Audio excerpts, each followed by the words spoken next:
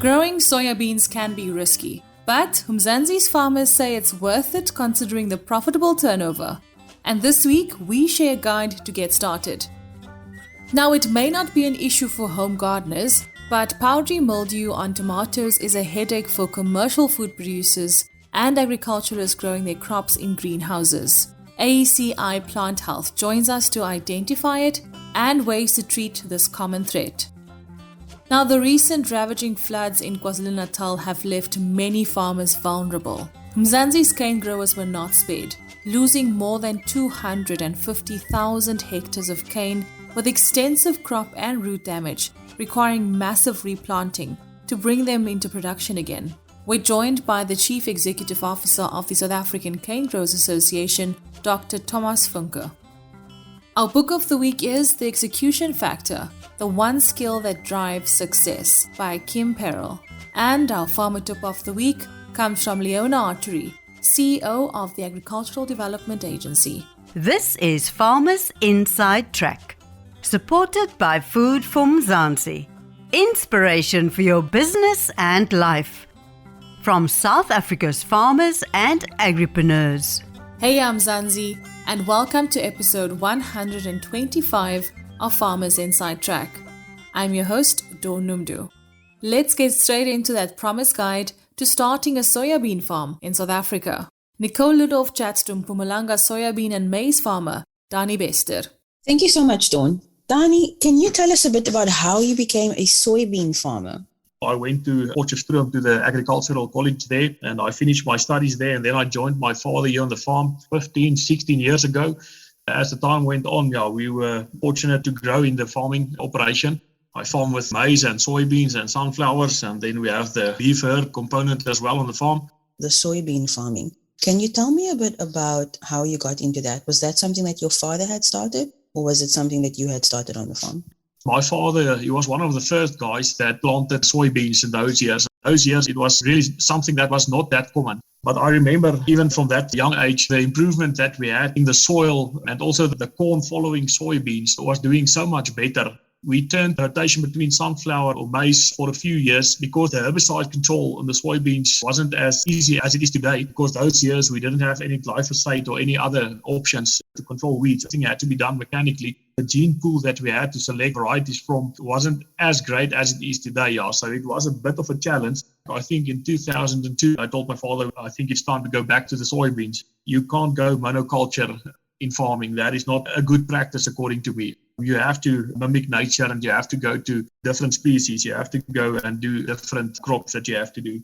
You mentioned that you practice regenerative farming and you say that you don't do monoculture, you have to mimic nature. Is your farm entirely regenerative, or are you slowly putting regenerative practices into place? Yeah, we're taking it step by step. We're doing a lot of cover crops every year, growing a few more hectares. And I started at the soils that was the most degenerated to improve the soil quality, just to bring back soil life to the fields, and then got the microbes and stuff going. Not a once-off quick fix. You do it and then it's over. It's a cycle that you have to build on. So it does take a lot of planning and management.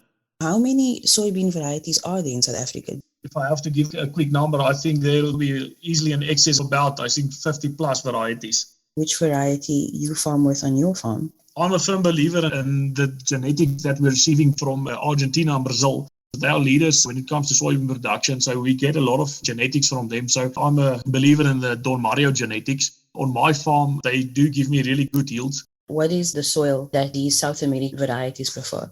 A lot of guys ask me that question, and then I'll just tell them, listen, it's easy. You just need fertile soil. Something like precision farming comes in. With all the different soil types, you just have to find the right variety that is suited to your production model and the soil types that you have. Because if you've got sandy soils that's got a lot of nematodes, then you have to find a variety that has got some resistance to nematode infection. Whereas if you've got higher clay soil where nematodes aren't that big of a problem, you don't need a variety that has any nematode resistance to it.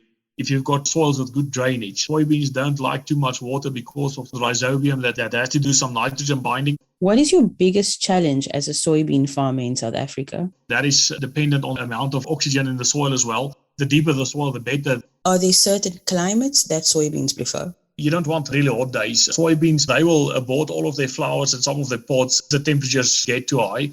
So you don't want a climate that is very high with high temperatures and dry. On the other side, you don't want too cool and too humid type climates as well, because then you'll run into high disease pressures. Everybody prefers the middle, but then again, it comes back to, the weather between 23 to 28 degrees Celsius. I don't actually know when the planting season and the harvesting season for soybeans are. Can you clarify that for me, please? In my area, in the central Highveld area, we usually start anything from the middle of October.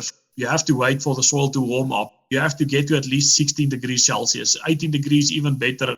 If it's below that, then it's going to cost you yield. But we'll start to harvest anytime from the middle of March. Some of the later varieties will start first week of May. What is your biggest challenge as a soybean farmer in South Africa? I think the whole process is a challenge by itself, but I think the weather, the weather is the biggest challenge that we have, because you start planting beans, you have to plant into warm, moist soil. So you have to wait for rain. If you plant dry, you're not getting a good yield, not a good stand. You have to get a good stand established. Then the beans need to grow. And when they start to flower again, you don't want those hot days. You don't want those cold days, so it comes back to rain. The biggest challenge also to harvest those beans.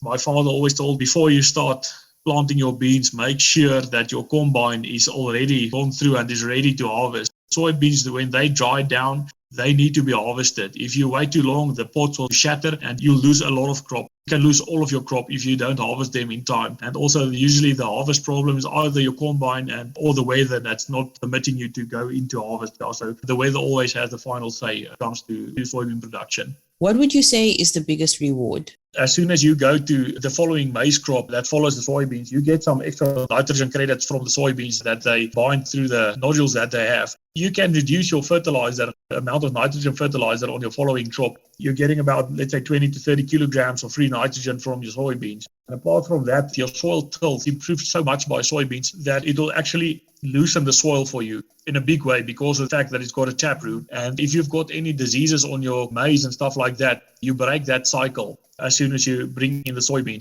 I think it's one of the best crops that you can have in a rotational system because it is easy to plant. You don't have any special equipment. Usually the only special equipment you need is just to harvest it. You need a header for soybeans, but you can use the same sprayer, the same tractors, the same planter that you already have. So it's actually an easy crop to bring into your system. The prices and the yields that we are getting out of it today, it makes it worthwhile. Do you have any additional tips or pieces of advice for aspiring soybean farmers? If you experiment, start on a small scale, get as much information as you can, and never ever believe everything that the first guy that comes to you tells you. Every guy wants to sell you the product that he sells. Talk to guys that got a lot of success with it, and when you're trying stuff, do it on small scale. When it comes to soybeans, don't just buy seed from anyone. Make sure that you start out with good quality seeds with a high germination factor and start out with a clean seed bed. Soybeans don't want any competition when they're small. And if you do those things right, then you're set for big success. Thanks, Nicole. And it's always great having an expert voice with us. That is this week Dani Bester, soybean and maize farmer in Mpumalanga. Now for that promised discussion on powdery mildew on tomatoes. We're joined by Dr. Andre Cilliers, the marketing manager for AECI Plant Health. Dr. Cilliers, powdery mildew on tomatoes attacks the plant's foliage and stems. Could you explain what happens to the plant? Well, yes, powdery mildew on tomatoes is a particularly aggressive disease.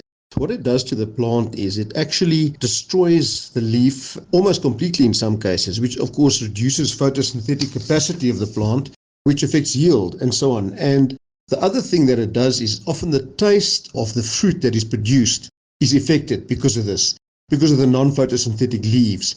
So that is basically the biggest effect that the disease has on tomato plants. Now, what are the factors that lead to tomatoes succumbing to powdery mildew? Well, the factors that lead to infection by powdery mildews, actually there are two of them in South Africa that have been identified, are pretty much the same as most diseases or foliar diseases of plants.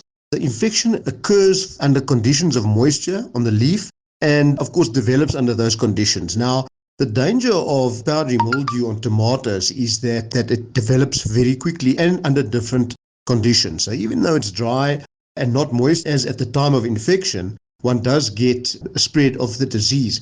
However, it does develop best under moist conditions, which are the same conditions that infection occurred under. What are the symptoms new farmers should be aware of to identify it in their crops? The symptoms of powdery mildew are pretty much as the name suggests. It's a white, powdery fungal growth on the surface of the leaves. And lesions and symptoms will develop about a week after the spore has landed on the leaf under the conditions that are described just now of moisture. Within a week, that lesion can develop. And the danger of powdery mildews are that they produce many spores in a short period of time, meaning that infection actually spreads very quickly. And then very important, how is it spread and how can it be prevented? The disease is spread by wind. So the spores that have developed on a leaf will be spread by wind. The blowing of wind in a field, which is obviously something that occurs everywhere, does distribute the spores, and if the conditions are correct, you'll find a new infection taking place. And as we mentioned earlier, within about a week, you'll start seeing the symptoms, that powdery fungal growth on the top and the bottom side of the leaf, and that's the way the infection spreads. And then finally, treatment. Is it a total loss when farmers discover the fungus on their crops? Fortunately, AECI Plant Health has got some very good products to combat the disease. So the crop will never be completely lost if you follow a few basic guidelines and use certain products. The products from AECI Plant Health are Kung Fu, which is a copper-based product, very effective. Chloroflow, flowable sulfur also works, which is exactly what it is. It's a sulfur in a flowable form. And then Alexin, which is a stress product. As with many diseases, and including this one, you find that the disease develops best under stress conditions. So when a plant is stressed, infection is basically far easier and it's promoted. So if you can reduce the stress that a plant is under, you will also be able to control the disease better. And Alexin is a very interesting product. It actually primes the plant for infection and increases the plant's natural defense mechanisms, which obviously reduces stress within the plant. So that's a very good product to use up front. One should start your fungal disease, your powdery mildew control program early so that you prevent the disease from coming in. All of this information is indicated on the labels of our products. I'm going to mention them again. Kung Fu is a copper hydroxide. We've got Chloroflow. We've got flowable sulfur. And then the stress product, Alexin, very useful to use before the infection occurs.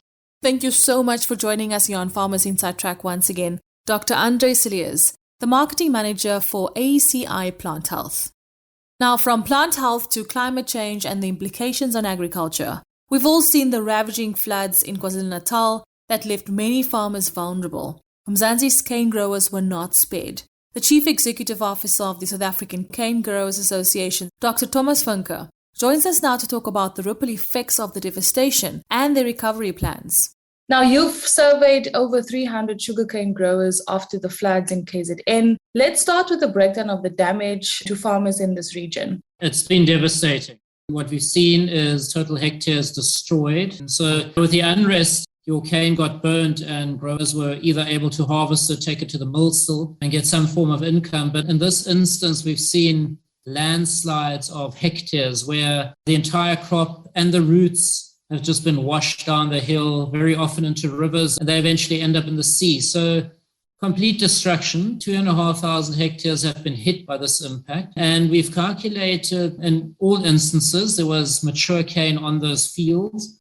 So we've added the cane price to that. And then obviously the cost of the replant for the roots, which works out to around 36,000 rand a hectare. So the total damage to date, and the tally is still counting, is around 195 million rand just for the crop loss.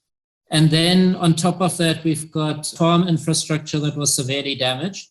In our survey, the growers came back and said roads, bridges, buildings to the value of about 28 million rand have been destroyed. So a big impact, and this excludes any public infrastructure. So this is really just on farm and the impact on farm. Dr. Funke, I was looking at all the pictures, all the videos, all the footage from this side in the Western Cape, and my heart was sore just thinking about it, and then just you relaying it now.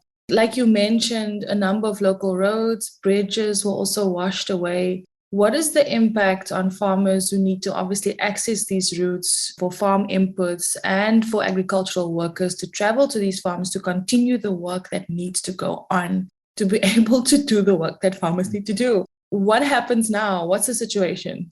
In terms of the total area under sugarcane in South Africa, we've got about 384,000 hectares. So 2,500 of that number doesn't sound like a lot, but it was very concentrated, number one. And number two, the public infrastructure leading to and from the farms has been severely damaged. So That means that growers will be suffering financial losses because they actually can't get their sugarcane off the farm to the mill. Everything's done by road transport in the area that's been affected. That's our big worry, that these farming enterprises that employ 65,000 people in total in the total industry, but very concentrated here on the North Coast and the South Coast, will suffer huge losses. And not to mention so many small-scale growers that still haven't been able to get off their farms because of this impact. So the rural infrastructure is under pressure as it is. And that's really our concern. And Minister Didiza are doing site visits and actually seeing the damage. And we're pleading with government to act quickly and be able to restore this infrastructure to and from the farm so that the businesses, the small-scale growers can continue to deliver their crop to the mill and earn an income. No, definitely. I think the ripple effect of this will continue to be felt over the next while. I think that's definitely something that we need to take into account. Obviously, you made mention of it in your introductions or when I asked you the first question about just giving us a breakdown of the damage, that these floods happened just as farmers started recovering from the riots and the arson attacks that took place in July last year. What are the implications of this? KZN, it's just been tough. What happens now? A lot will depend on how swift the response is to the crisis. So what I've heard was that there's a plan to bring in metal bridges because concrete bridges and to rebuild that obviously takes a long time. It has to go out to tender. You need to get engineers. You need to get the right price and source the materials and then only action it. So there is a plan apparently in place that will result in metal bridges being temporarily erected on many of the routes. And hopefully that is something that can be actioned sooner rather than later so that access is available. I just don't want to sound like I just worry about the farmers. I mean, that's for the communities, also the farm workers. Everyone that survives in rural KZN needs to get out of their houses or their farms to buy food, to get water, etc. Once this economic activity returns, we can then focus on the longer term plan of actually restoring that infrastructure. So for us, the immediate challenge is to action infrastructure that might just be temporary in order to get that economic activity restored. Just in terms of the farmers, you now need to bounce back from the setback. You mentioned some of the immediate things that needs to happen now, but what are some of the other things that we need to be focusing on in terms of a recovery strategy and a turnaround from this point on? For now, it's survival, to really get back into your business, to make sure that the crop that you have left gets ripened accordingly and cut and harvested and into the mill so that your cash flow can be restored. And then after that, the bigger picture, I think, is around climate change and how do you mitigate against disasters like this. Riots, I think, are one thing, but natural disasters are a completely different phenomenon to deal with. And we need to have our arms set up in such a way that perhaps the infrastructure isn't that fragile. We need to ensure our waterways are appropriately lined, and that when the rivers come down, it doesn't wash away too much soil. And saying that, I think it's easy to say that the amount of rain that fell in those 24 hours is just phenomenal. It is in line with the Des Moines flood in the 80s, and you can't cope, and I guess you can't prepare for such an event. But in saying that, I think we need to be ready that in future there might be more heavy downpour events, and we need to ensure that our infrastructure is able to withstand that. No, definitely. And this is where my final question would come in around practical advice for farmers when it comes to ensuring that they deal with the devastation like this and some of the preventative measures to prevent further loss and better recovery in the likelihood of this happening again. Make sure that your roads are also in a good condition. As I said, it's easier said than done, especially as the sugar industry has been under huge pressure recently. We had the riots, before that we had imports. All of that has eroded revenue and really put farmers on a tight financial situation. So going forward, we're hoping that we can recover this with the infrastructure in place and then work towards a more sustainable future, which may include other products other to sugar and molasses. Dr. Thomas Funke, if you can just share one last final tip for farmers. That you need to ensure your farming business is adequately covered from an insurance perspective, and that the weather forecasts that you monitor and follow on an ongoing basis are as good as available, because I think the element of surprise can also cause a lot of damage. If you're not ready for it, if you haven't prepared and suddenly it hits you, as was the case in KZN, the damage can be a lot more than you are prepared. And then just one final generic farmer tip for people who want to get into sugarcane production as a separate point. Sugarcane production is one of the most job-intensive agricultural commodities in South Africa, and we pride ourselves with that. In rural KZN, there aren't any other economic activities. We 45% of the KZN agric GDP. So if you want to get into sugar, it is a good employer. So it does wonders for the rural community. Thanks so much for joining us. South African Canegrowers Association CEO, Dr. Thomas Funke. Next up, and before we let you go, our book of the week, The Execution Factor, The One Skill That Drives Success by Kim Perell. To working at my kitchen table, to being an entrepreneur, to then wanting to invest in other individuals to help them achieve success. Those companies have sold to leading brands like Apple, Intuit, Singtel, and Tinder. I wanted to share with others what I had learned, and I asked myself, of these companies, what made them different? What makes the successful people different than anyone else? And I started to realize these people have one thing in common. One thing, and it's what I like to call the execution factor. This doesn't sound very sexy, but that's okay. Execution. An idea is only as good as how well you can execute it. I see dozens of ideas a week. A lot of them look the same. And I believe that execution is a skill that can be learned. You can learn it. And I'm here to help you learn it today. So, did everyone get a card on the way in? This card has 5 traits on the back, because there's 5 essential traits that you need to know to master execution. First is vision, second is passion, third is action, the fourth is resilience, and the fifth is relationships. Agriculture is not just about farming. It's about caring, and that's an ideal worth preserving. Right through all departments and companies within the VKB Group, we know that farming is not just a job, it's a way of life. Let VKB help you in all aspects of the food value chain by efficiently reducing costs and optimizing value. Follow VKB on Facebook or vkb.co.za to find out how VKB can help you. VKB, for the love of the land. This sounds like a book I'll definitely pick up. Now remember, if you'd like to review a book for us, or perhaps you have a book suggestion, feel free to email us on info@foodformzansi.co.za. Next up, our farmer tip of the week comes from Leona Archary, the CEO of the Agricultural Development Agency. There is ways of using or aggregating smallholder farmers, even in the fruit production side, and getting them into sort of a critical mass that allows them to access the right market. And then on the herb market and the other niche commodities, I mean, even in vegetables, if one thinks about just planting the normal things like spinach or cabbage, yes, that begins to bring you in income in a short space of time. But the herbs themselves are very highly profitable, not difficult to grow, can be grown in small spaces. But again, in the packaging, of your bigger retailers, etc., your McCain's and all of those areas, there's a bit of vegetables that sit in some of your stir fries, etc., that have not been fully exploited by our South African growers at the moment and are currently being imported into the country. So how do we tap into that space? And that's where the issue of market research, understanding the environment that you want to get into is very, very important, because there are those opportunities as well.